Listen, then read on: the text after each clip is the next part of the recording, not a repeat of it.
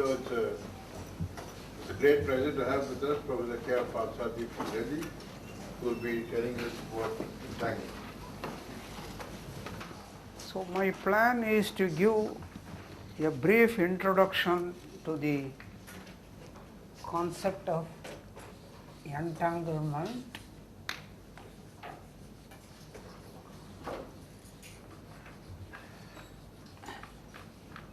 in the context of quantum information theory. We won't be able to go within this limited time actually into quantum information theory. So I will spend all the 3 lectures on giving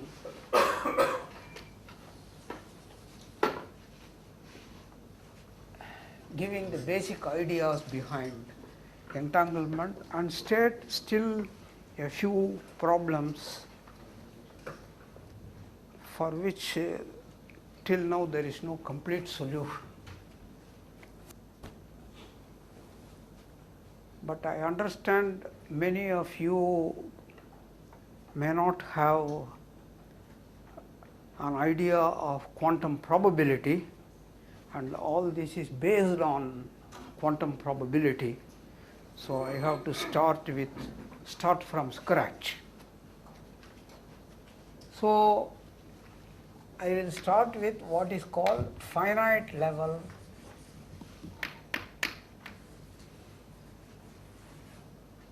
I am writing it big because my eyesight is poor.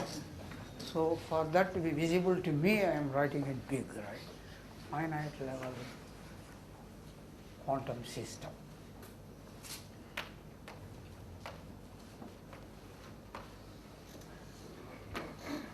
Usually a system is denoted by capital letter A, B, C, system A, B, C, etc.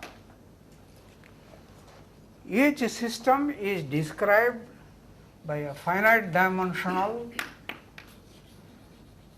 complex Hilbert space. In the context of information theory, most of the work is in the context of in finite dimensional Hilbert spaces, but you can easily reformulate the same in infinite dimensions and see as an exercise how far you can go in infinite dimension. That itself is one good exercise. Finite dimensional Hilbert space. Say, so if the system is A, HA, HB, HC, etc.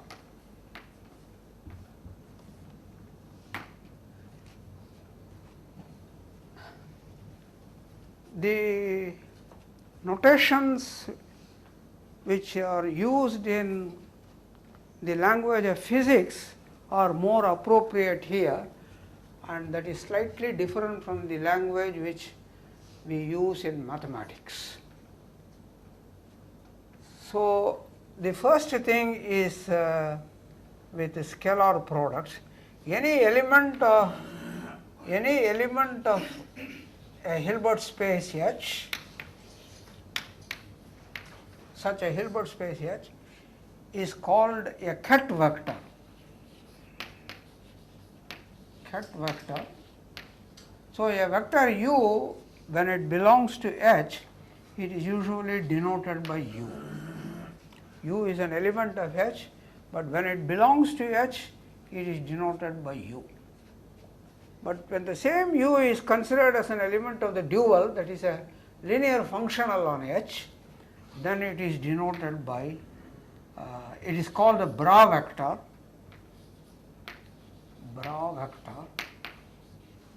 and that is denoted by, say, V. So this is a linear functional on the Hilbert space. This is an element of the original Hilbert space. So if you evaluate the linear functional V at the vector u, you get the so-called bra and ket together make the bracket. So that is the bracket. and this is sesquilinear.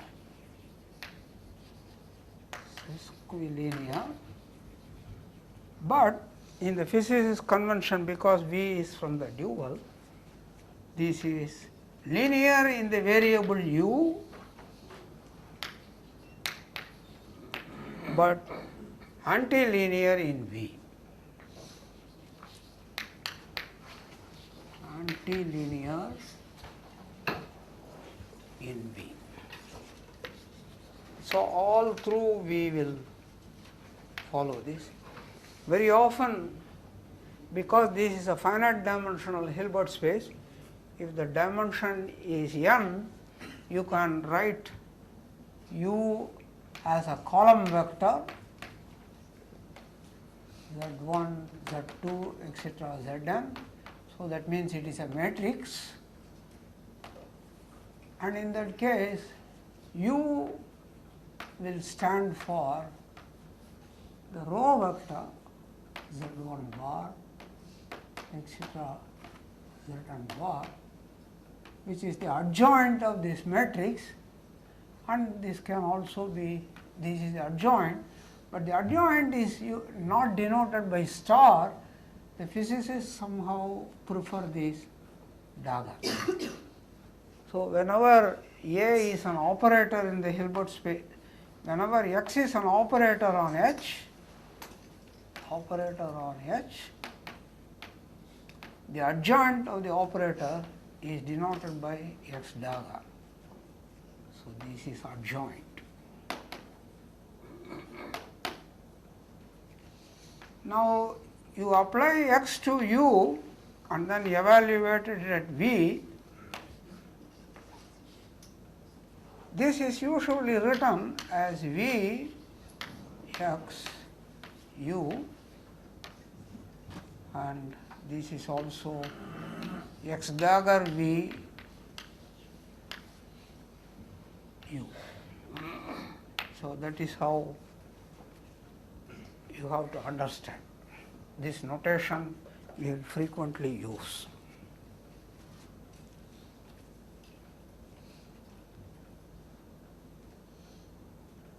Now, if you have vectors u1,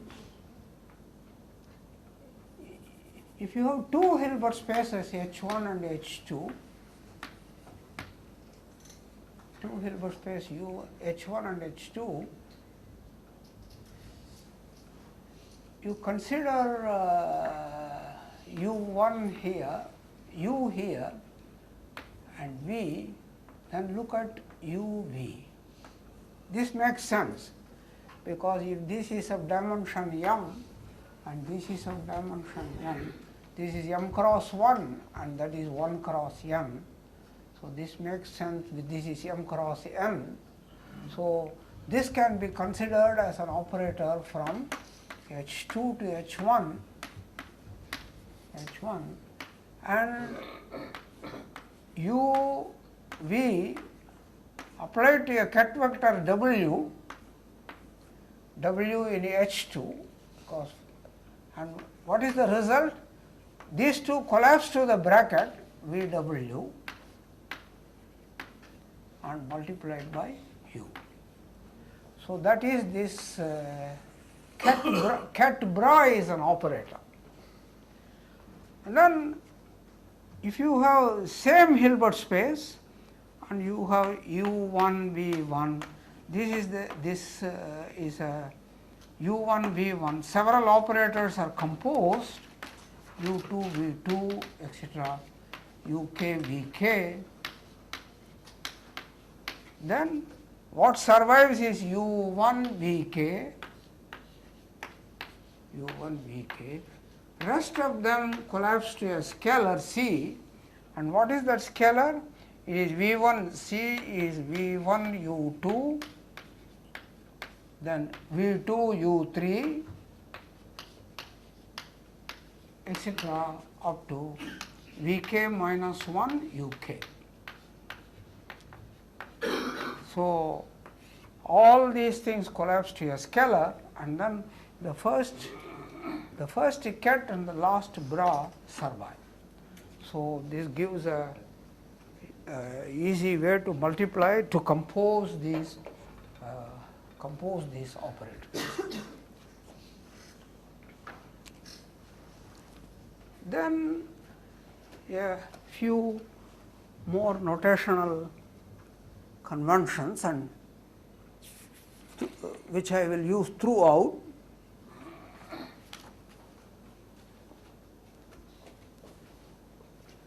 For a given Hilbert space H, P of H is the set of all orthogonal projections, all orthogonal projections.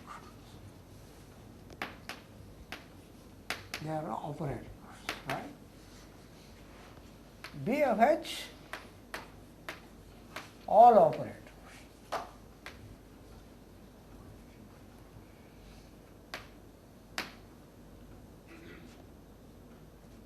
O of H is all self-adjoint operators,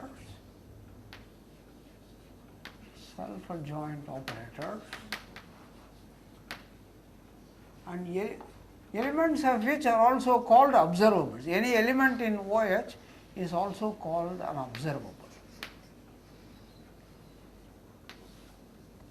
And any element here is called an event. Belongs here, observable belongs here. You will soon see why this nomenclature. And then we will frequently deal with O plus of H, which is all positive operators.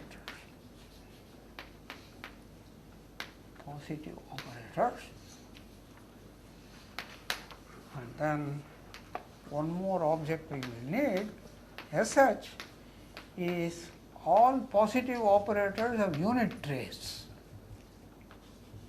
All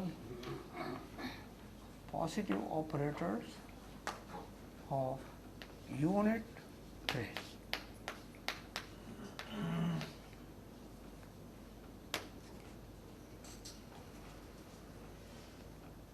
Now, in classical probability theory, when you do finite level probability theory, namely probability on a finite set, if omega is a finite set, then to each omega you associate a probability p omega that is greater than or equal to 0, sigma p omega equal to 1, then you have a probability distribution. And if you have a real valued function f omega, real valued function, then that is a real valued random variable, right? Real valued random variable.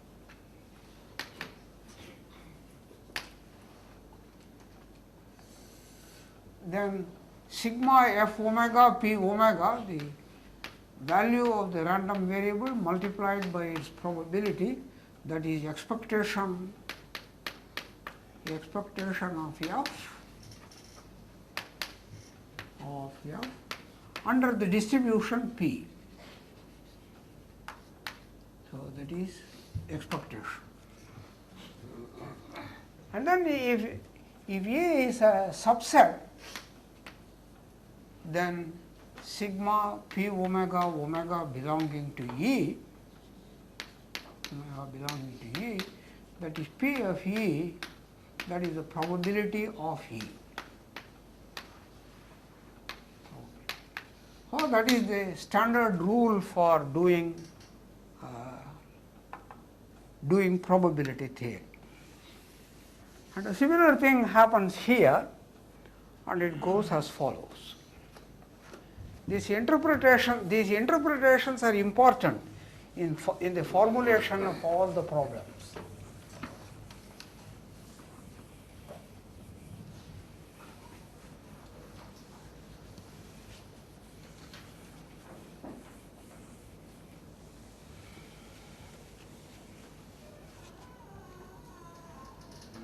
So, if A is a projection, Now event in quantum probability, event is a projection.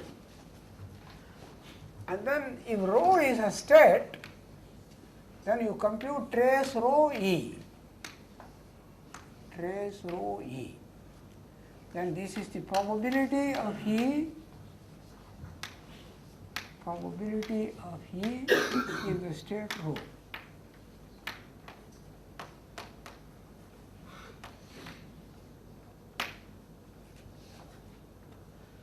So, rho plays the role of probability. This plays the role of event, and this plays the role of probability distribution. And that is called a state. Now, just as all probability distributions constitute a convex set, all states, namely S of H, is a convex set.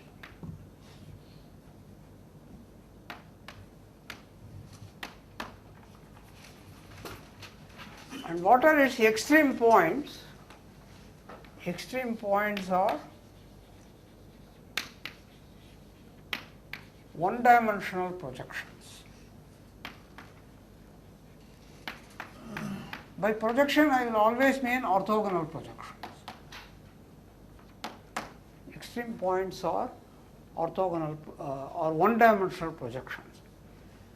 These extreme points are called pure states.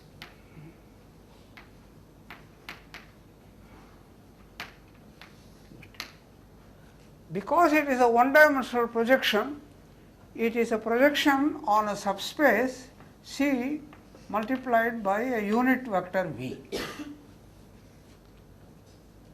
So,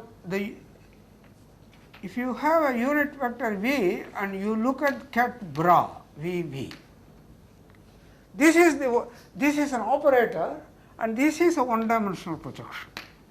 This is the one-dimensional projection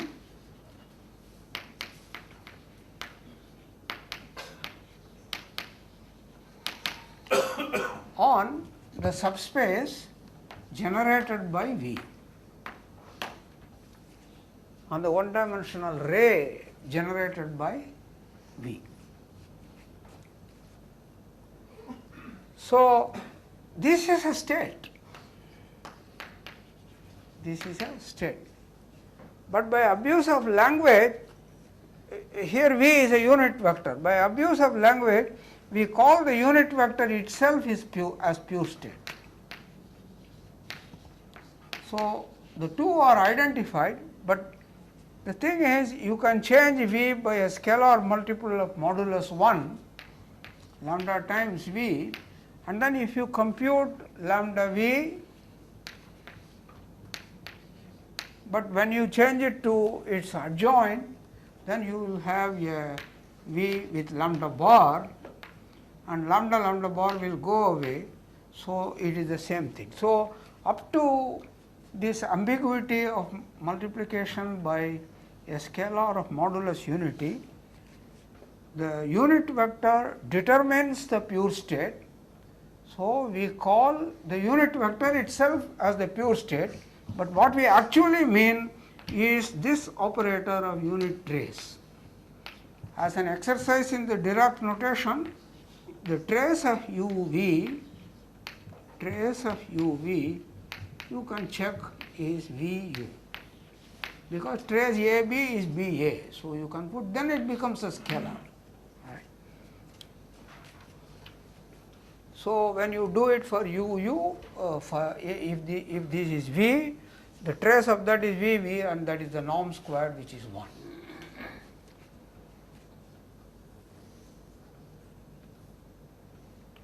But in the classical case, the probability distributions constitute a convex set, and the extreme points are those probability distributions which have point measures, namely they give full mass for some point and 0 to other point. They are Dirac measures, right?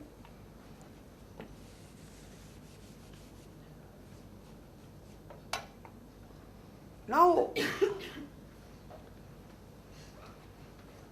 we look at the observable. That is, we need the next concept, namely expectation of an observable.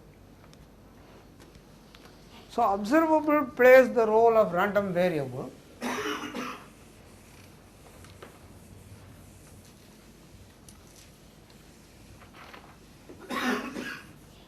So, if x is an observable,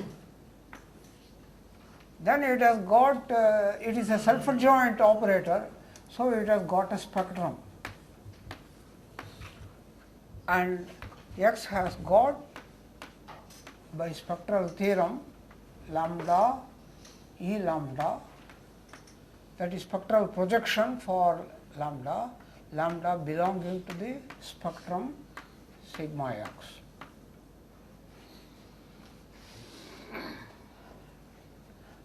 E lambda is a projection and it is an event. What is this event? It has to be interpreted as event that the observable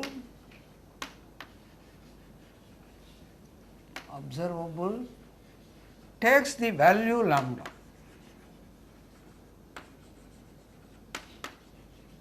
Takes the value lambda. So, in other words, an observable, what are the values of an observable? Namely, the points of the spectrum. So, what is the probability that the observable takes the value lambda? That is in the state rho. So, trace rho E lambda, that is the way to compute. Trace rho E lambda is the probability. Once you have this unique spectral decomposition, is the probability that x assumes the value lambda.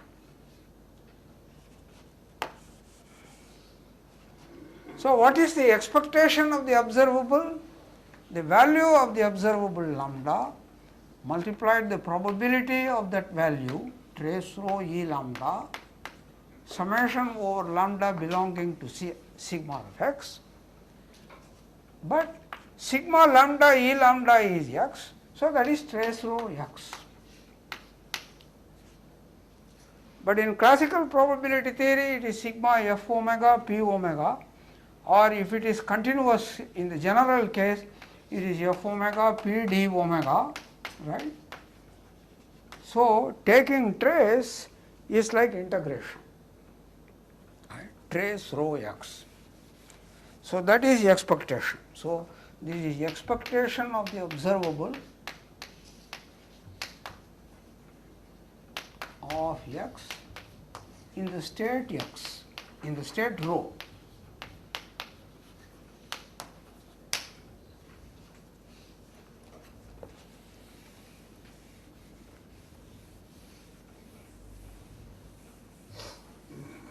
Now, once you have an observable x, you can think of functions of observables like x squared, x power r, or e power x, sin x, cos x, and so on.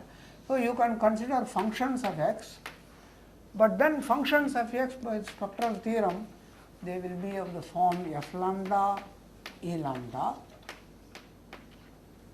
Of course, now some of the f lambdas may be equal, so you have to make redo the summation, but still you can see that trace rho fx, that is equal to sigma f lambda trace rho e lambda. So, f lambda, and this is the probability of lambda. So, this is the probability. So, this is the probability of the new if f is a real valued function, fx is again a self-adjoint operator, and so this is a new observable.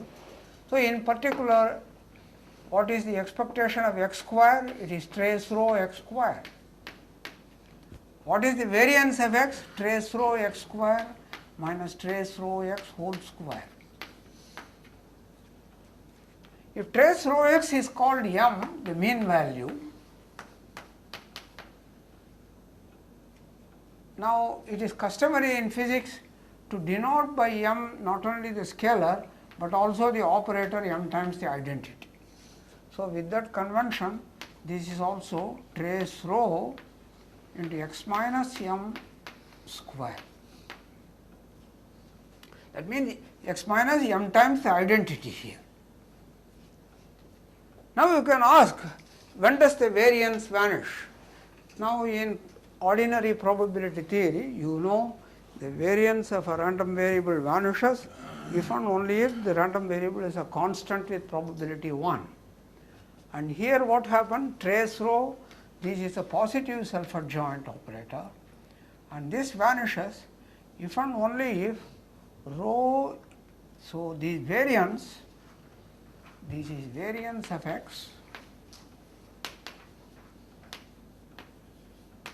variance of x in the state rho, and is 0 if and only if rho is supported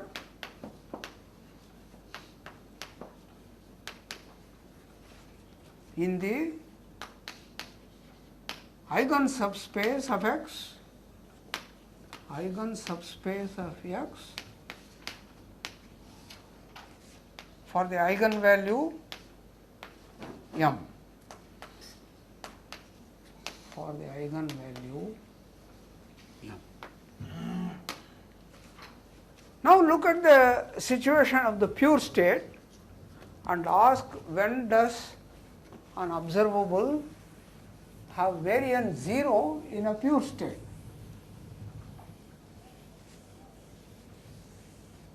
I am emphasizing this point because this is the first departure you come across in quantum probability from classical probability.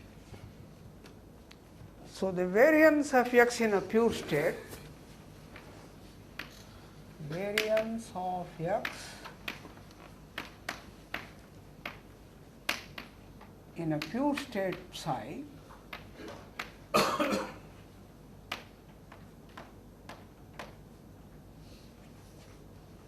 when you compute this, this is x minus m square trace psi psi, right, trace psi psi, but you can move this psi here.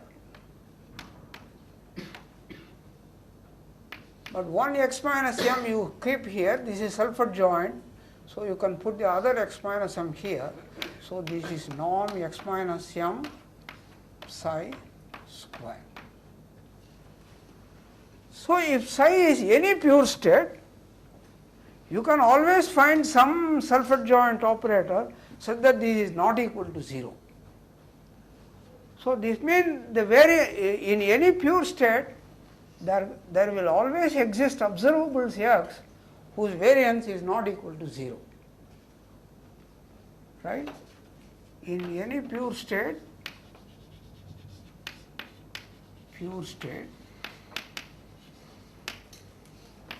there will exist, of course, I am assuming Hilbert space at dimension greater than 1, there will exist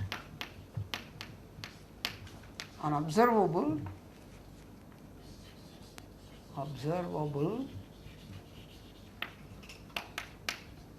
with variance not equal to 0.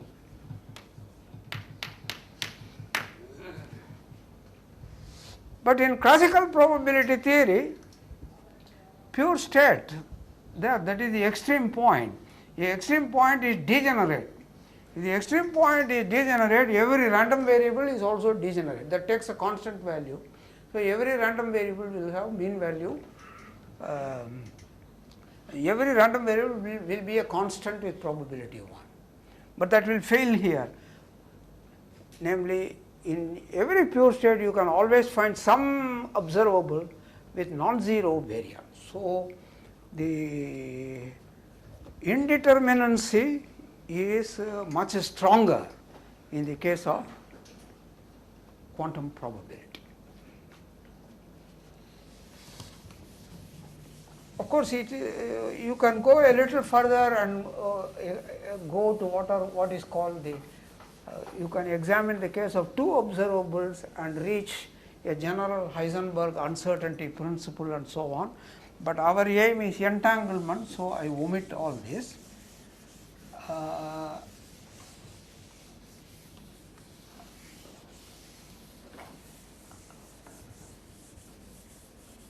For a more detailed study of even finite level quantum probability theory, I had written coding theorems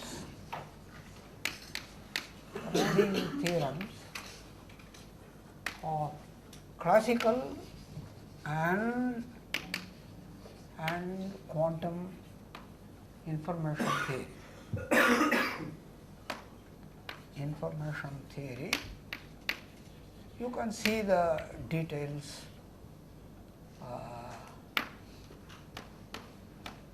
in those notes.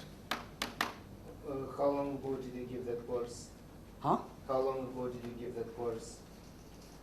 No, I have problems of How hearing. long ago did you give the course? How old is When did you give that course in that? Oh, this course was given in two installments, I think 2005, 2004, 2005 here, ISI earlier, and then in between once in TAFR. And I repeated the same course also in the university, Cheonjong University in Korea. So it has all the details. Right.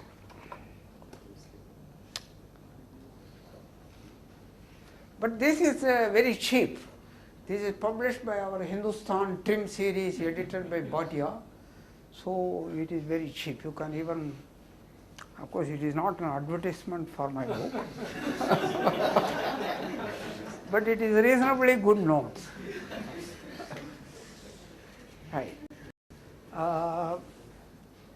So the next thing for entanglement, we need what is called the notion of composite systems. Before that, one more important concept I need.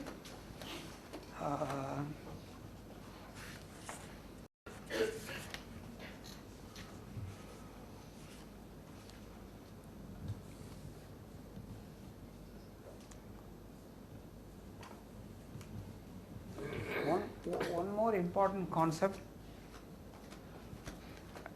This is a very controversial subject, so but for mathematicians they keep to a certain definition which is commonly used, and you just use it, and then you have the clearly stated problems. This is coming from what is called measurement. Measurement in quantum mechanics. When you look at books on quantum computing or quantum information theory, in all this the notion of measurement will appear. And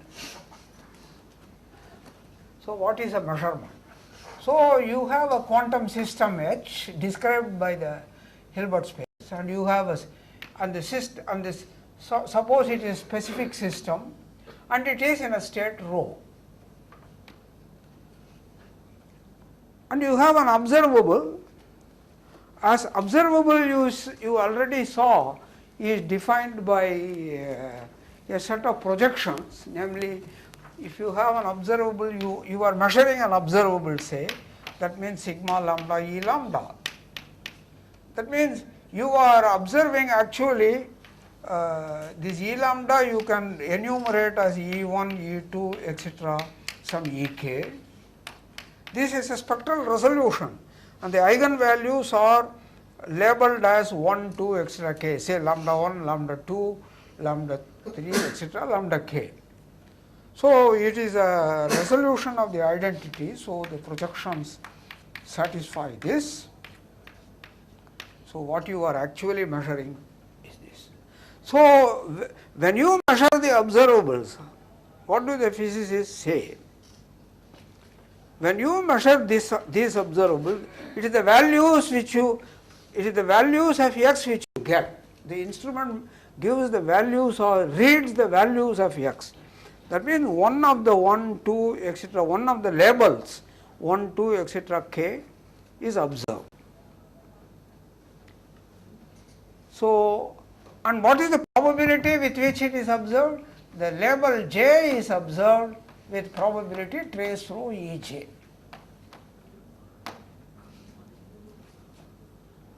Then once that measurement is made, the physicists say the state does not remain in the same row.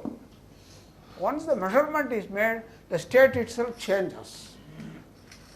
One says you make this measurement and after that the state row collapses. The state row collapses to a new state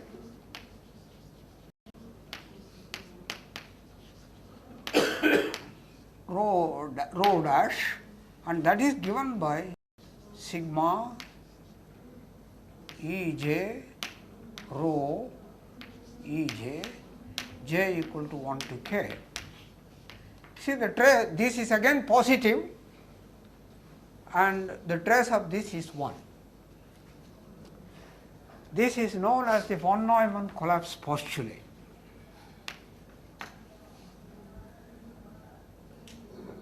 Collapse postulate.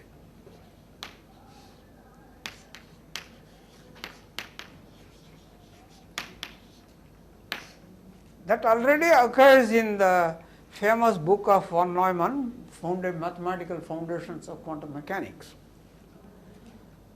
Namely, you measure a projection value, you measure actually a spectral resolution, and the labels are read by the instruments, and the label j is read with the label j occurs with probability trace rho Ej. That means every measurement gives rise to a classical random variable, some label j with some probability. After that, the state of the system collapses to this new postulate, to this new state, and that is von Neumann collapse postulate. But in modern books on quantum computing and information, they introduce, here the Ej's are projections. In the more modern books of quantum theory as well as computing as well as information theory, in all this one uses what are called generalized measurements.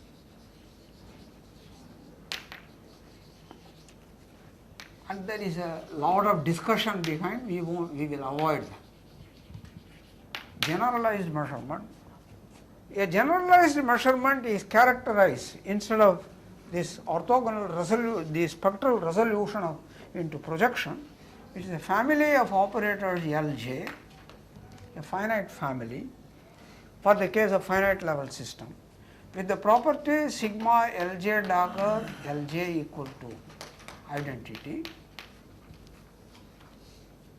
and under this measurement the label j. So, what are the values that occur?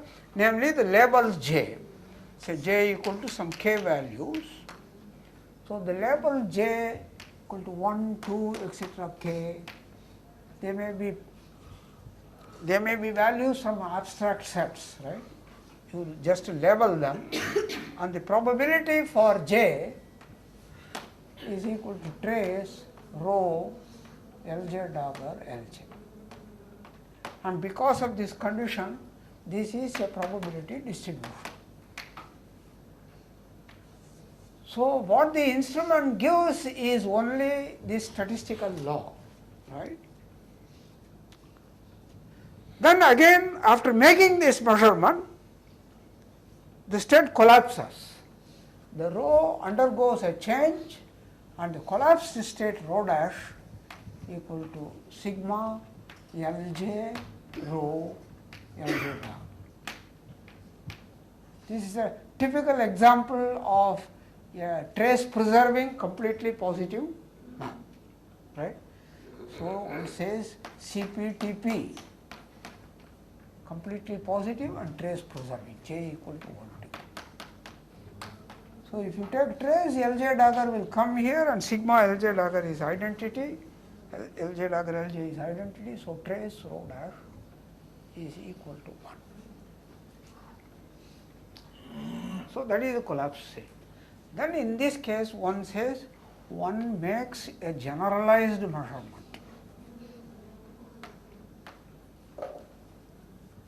Generalized measurement.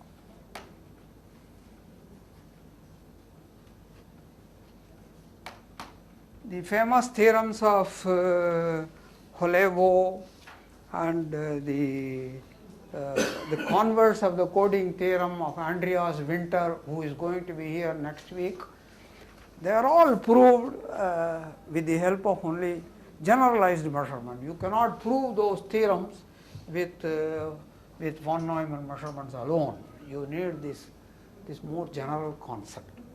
I have discussed all this in great detail in my book, which you can read easily for yourself. It doesn't. The whole book doesn't use anything beyond linear algebra and finite probability, but there are lots of asymptotic estimates because it's all finite systems which grow. So lots of limit theorems in the end. Right. So I think I have all the basic notions needed. So we go to the subject of entanglement.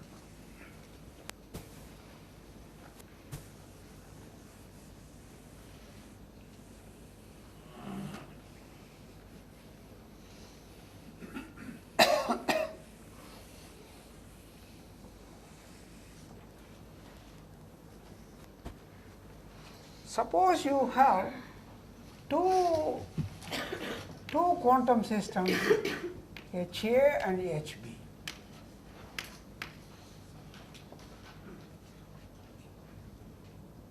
Then one looks at what is called the joint system. It is like borrowing the concept from classical probability theory. You measure the height of an individual, you measure the weight of an individual. Then you also look at height comma weight, the vector value of the individual. So you have a joint experiment. Today's rainfall and tomorrow's rainfall, day after tomorrow's rainfall. So then you have composite system. So the joint system is usually written, its Hilbert space is usually written like. Now in classical probability theory, if omega 1 and omega 2 are the sample spaces of the underlying measurable spaces of the statistical experiment, the sample space for the joint experiment is the Cartesian product. And the analog of that here is the tensor product of the two Hilbert spaces. HA, tensor product, HB. So if this has got cardinality m and that has got cardinality n in finite level, then this has got cardinality mn. So similarly, if this has dimension m and this has dimension n, this has got dimension mn.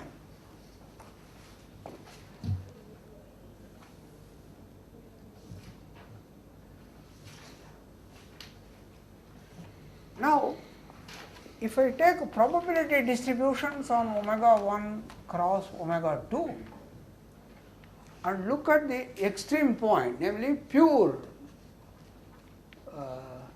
the analog of pure state, namely extreme point, they are simply again delta measures at points of the form omega 1, omega 2, namely the direct measure at this. But that direct measure is also delta omega 1, delta omega. It is the product of these two measures. So the direct measure at omega 1, omega 2 is also the product of the direct measures delta omega 1 and delta omega 2. But when I look at this case in the composite system, the situation is drastically different.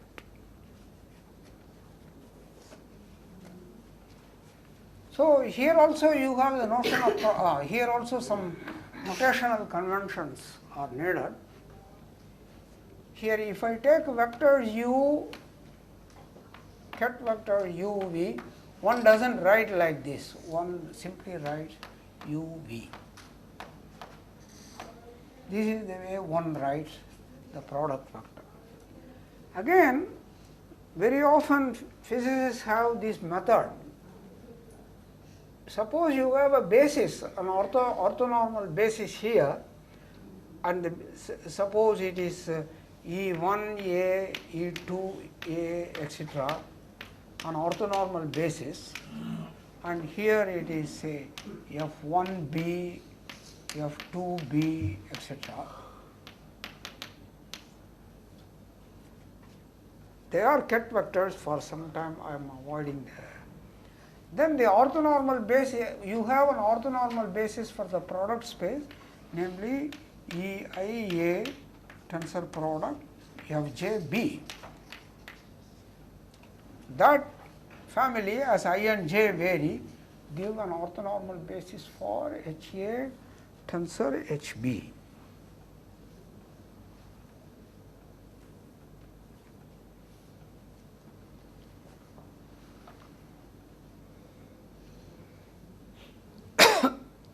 Now, when you have such a chosen basis, one does not write this in such elaborate language.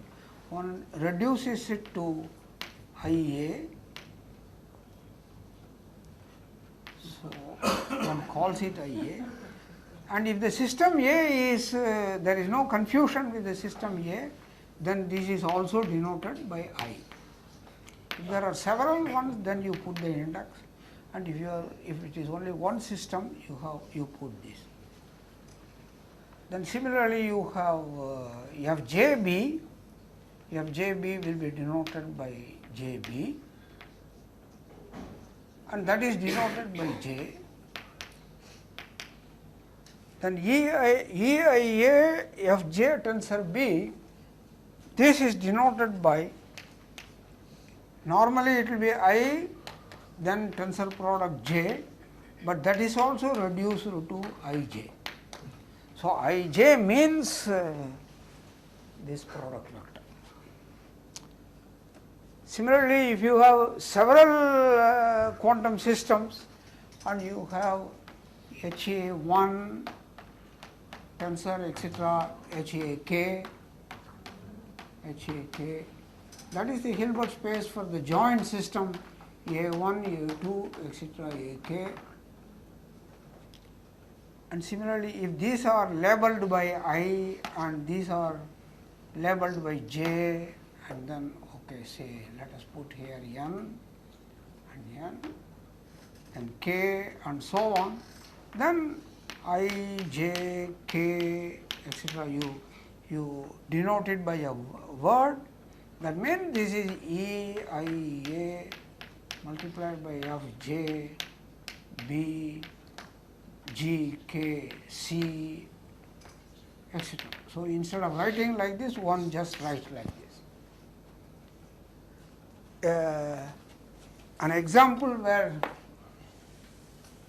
particularly in the context of information theory, if the C2, the two-dimensional Hilbert space, is called 1 qubit Hilbert space, and then one writes 0, this stands for this, and 1, this stands for 0, 1. So that is an orthonormal basis for C2. And then if I write x1, x2, etc., xn, where each xi is 0 or 1, belongs to 0, 1. This is a binary word, but this is actually a tensor product, namely x1, x2, etc., xn. So, you have an orthonormal basis for C2 tensor power n. So, that is, this is 1 qubit Hilbert space and this is n qubit Hilbert space, and the basis for this is labeled by binary n long binary words, right. So, that is the custom. So, we shall adopt such a notation. I think I have spent a lot of time on this notation, but it is important in order to understand what goes on later, what comes later.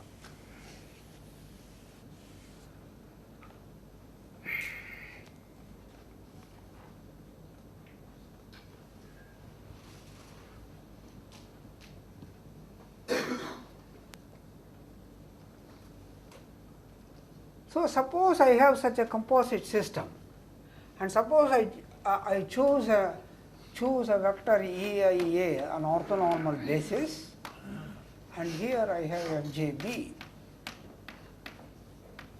So, these are orthonormal bases for them, here and this is here. Then any unit vector here which is a pure state. The pure state you can express it as sigma in adopting our convention, you can write it as Eij multiplied by Ia multiplied by Jb, right. You can write like this. Maybe so over I and j, and that gives you a matrix, a unique matrix in terms of this basis Aij, and that matrix determines the pure state psi. And you look at the singular value decomposition of this, you write it as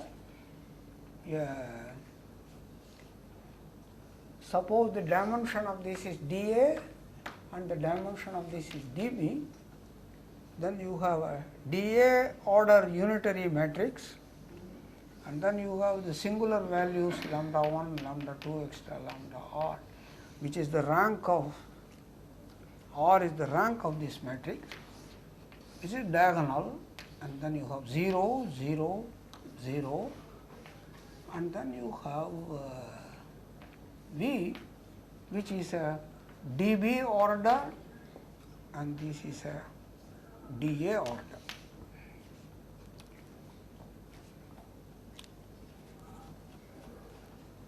So, the pure state psi you can rewrite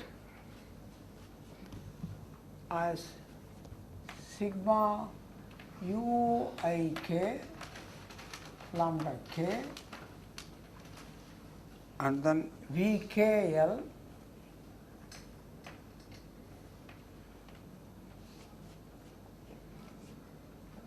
UIK VKL IA multiplied by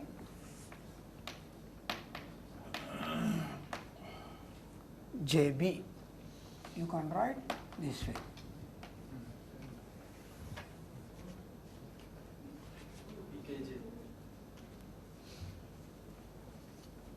VKL L equals J. K UIK lambda K VKL I and L, right? I and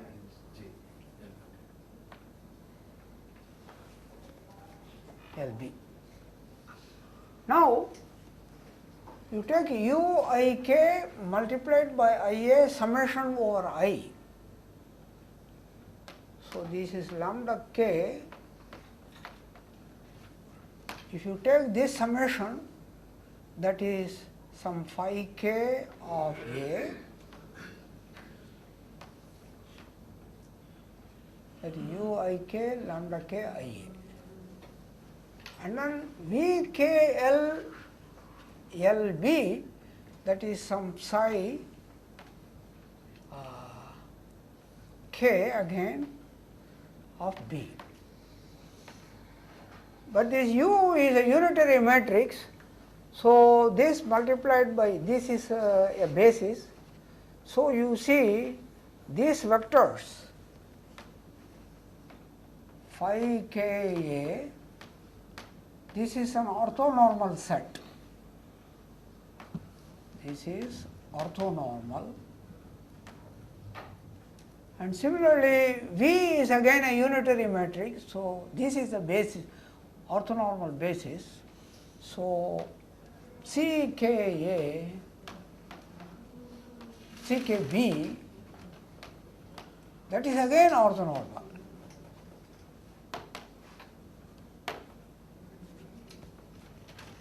So in other words, every pure state C can be expressed, and k equal to 1 to r.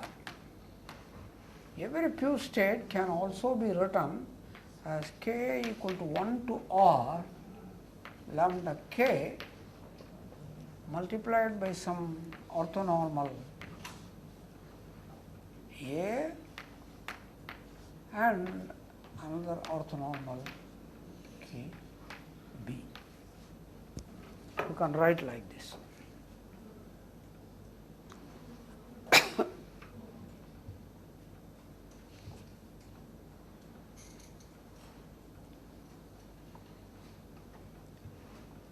Now, if you, this is a pure state,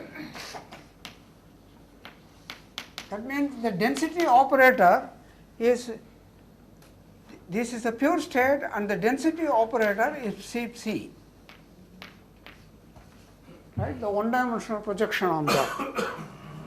And now, this is a general principle which we will make use of frequently, and that gives rise to also some problems. So I can pose a problem based on that.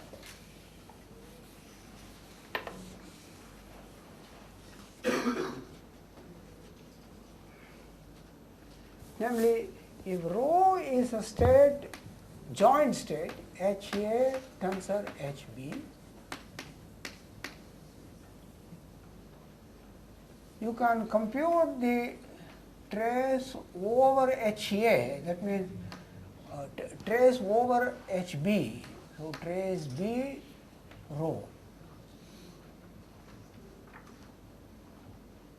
And similarly, you can compute trace over HA, so this is trace over A of rho. So this gives you a state rho A in HA,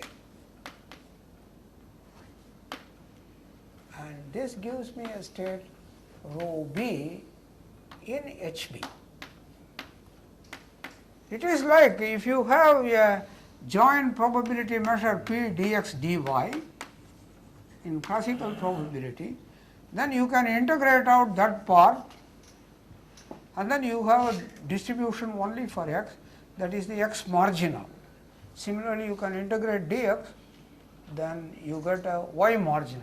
In a similar way, you can trace over some orthonormal basis here, then you get an operator, and that is independent of the choice of the orthonormal basis there. And similarly, you can trace out over an orthonormal basis here, and you will get another operator, and that again is independent of which orthonormal basis you choose. So these are called relative traces. Relative traces or marginal states. Marginal states.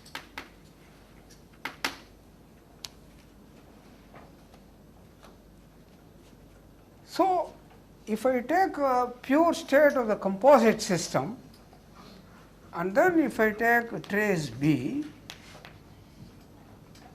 trace out B, then I get a state rho A. What is that?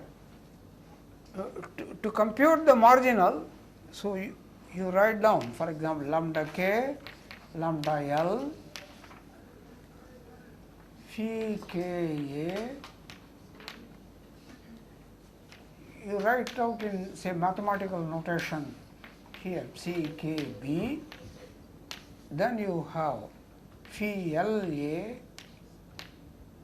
multiplied by C L B, then you have, this is phi k A, phi k A, phi L A, tensor product,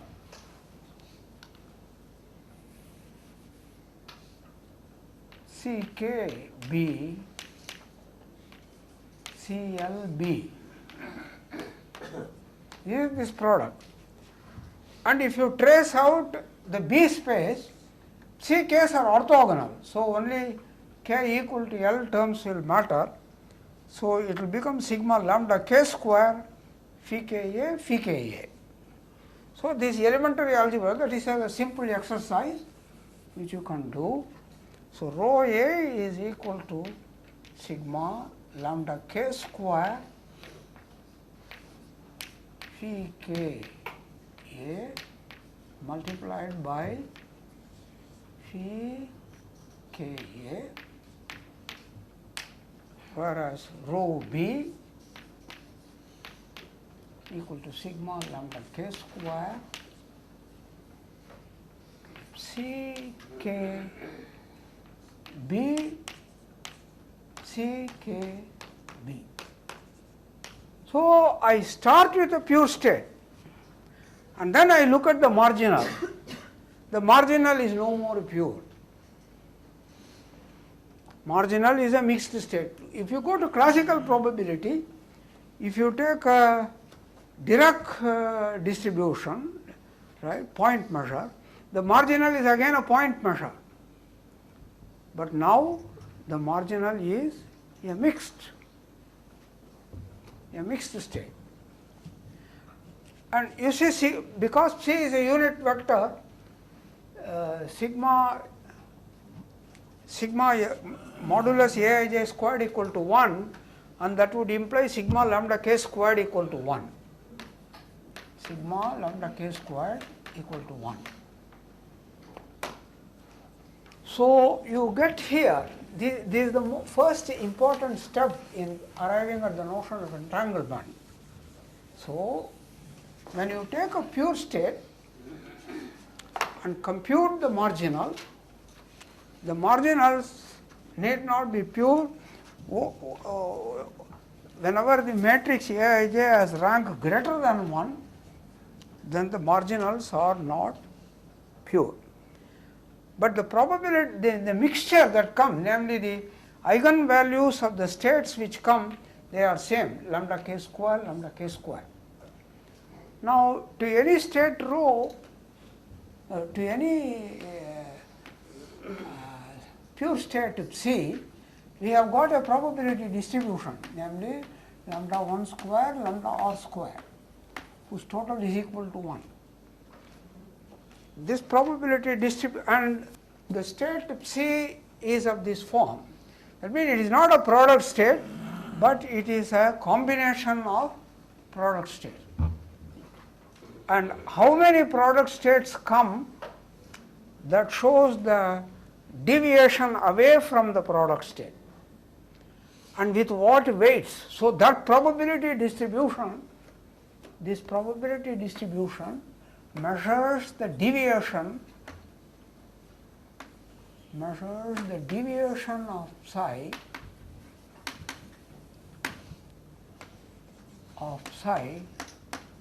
from a product pure state.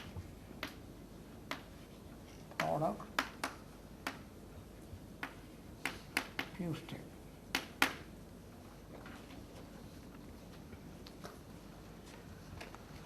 For any state rho, in classical probability theory, if you have probabilities P1, P2, etc., Pn, say, then you have a Shannon entropy Hp, which is minus sigma Pj log Pj. In a similar manner, for any state rho, you can introduce its entropy, which is equal to minus trace rho log rho. Tracing is equivalent to integration or summation, so you can imitate and put S rho equal to minus trace rho log rho. This function has got lots of properties which you can read from standard books on information theory or even computer science books. So,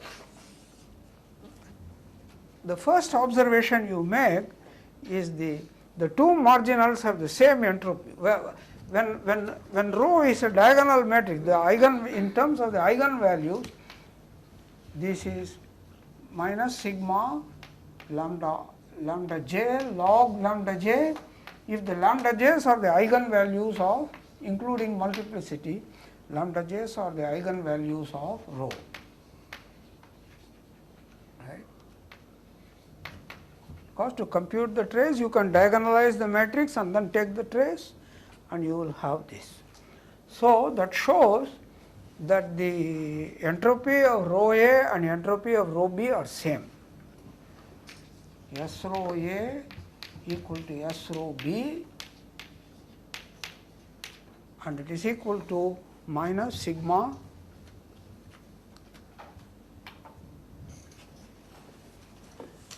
equal to minus sigma lambda k square log lambda k square, k equal to 1 to r.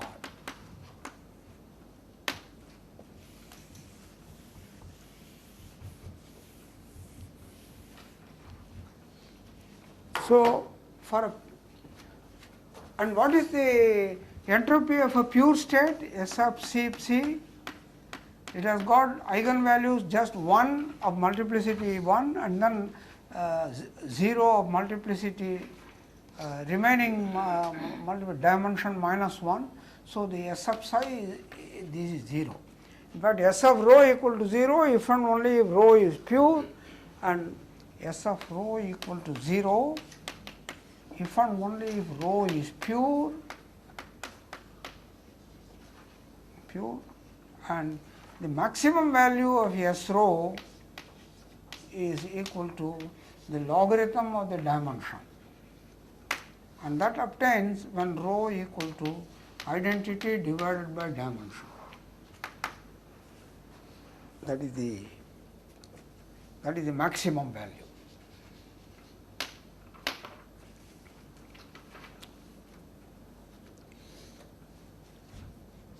So, the departure you can measure as follows, namely the pure state has got entropy 0, but the marginals have entropy equal to minus sigma lambda k square log lambda k square. In classical probability theory, if you have a joint system AB, and for the joint probability distribution you compute HFAB, this is always greater than or equal to HA as well as HB. But here HAB can be 0, but HA and HB need not vanish. Sorry, S of AB can be 0, but S rho A and S rho B need not be 0. Excuse me. When you say S of rho equals 0, if and only if rho is pure, you mean if and only if rho is a product of pure states? Yeah, because only one eigen degenerate distribution you have to get, so rho has got to be a one-dimensional projection. Otherwise, you will have problem. No, when you say rho is a pure state, here you can have a unit vector in the tensor product which is not a product of pure state. Huh? S rho is for only one single system. It is for a single system. It's for a single system. S rho is 0 if rho is pure. For a single system. Okay, sorry. That's the problem.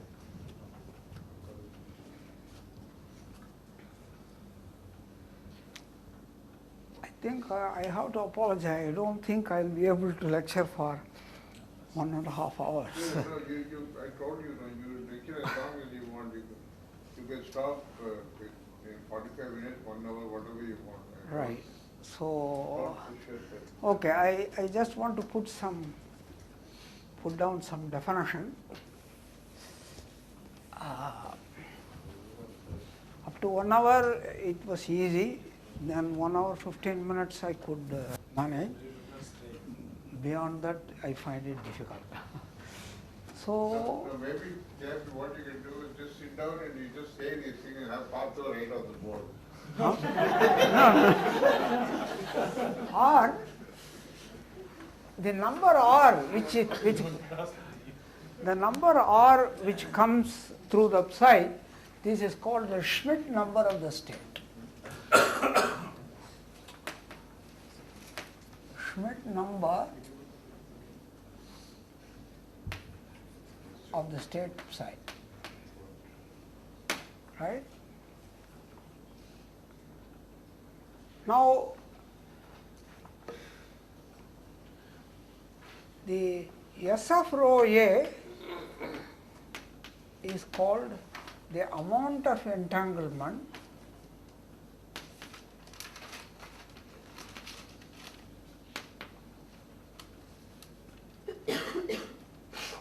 of the pure state psi.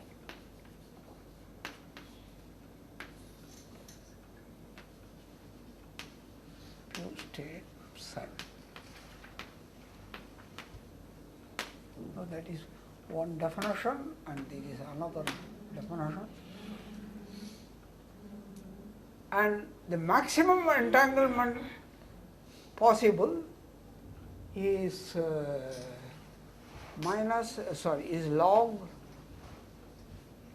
dA, minimum of dA and dB. That is clear from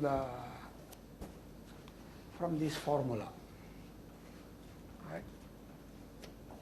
And this happens when C assumes the form, if dA were dB is called m, that is the dimension of the smaller of the two Hilbert spaces HA, HB, then this is given by 1 by root m. So you can finish these as simply exercises. I.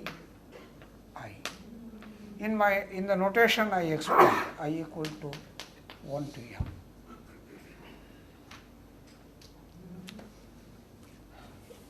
Where I is some orthonormal set. I orthonormal. In each, if you want to specify, you can put here IA and then IB. So this is a state of, this will come again and again as we proceed with the subject. This is the maximum entangled state.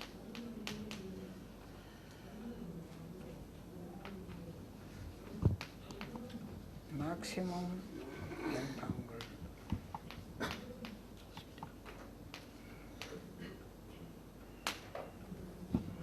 Right.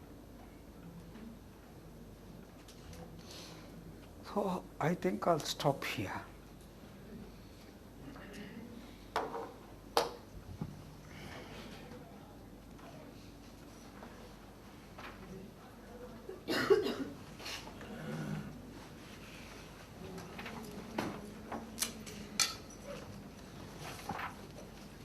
Any question you wish to ask, you have to come very close to me and speak, right? Because I am not using hearing aid.